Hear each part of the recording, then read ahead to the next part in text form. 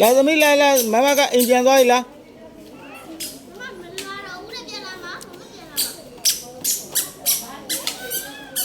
လာဒီဘက်လာ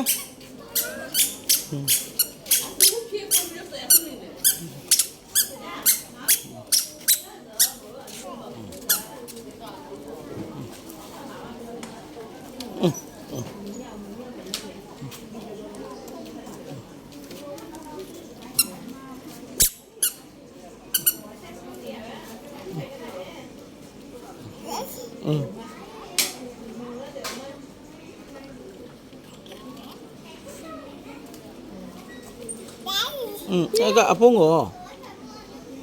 အကုန်စော့လိုက်အောင်မကြည့်နေထဲမထိုးအောင်ထဲပြန်ထဲတာပြန်ထဲတာပြန်ထဲတာအကုန်ပြုတ်ကြကုန်နေမယ်ထဲတာပြန်ထဲတာမထိုးရဘူးပြန်ထဲတာအကုန်ပြက်သွားလိုက်မယ်အောက်ကိုကျပြီးတော့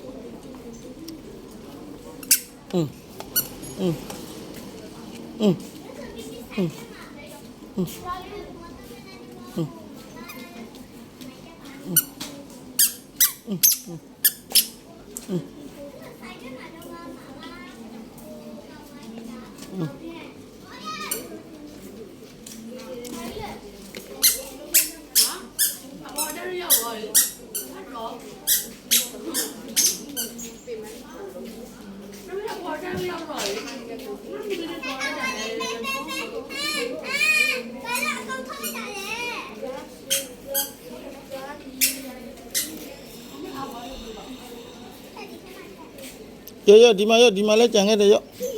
ပြီးအဖုံးလေးပိတ်ပေးထားလိုက်အောင်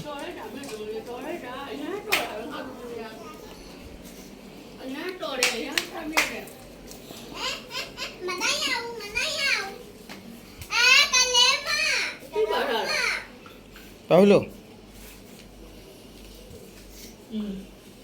ကြည့်ရတယ်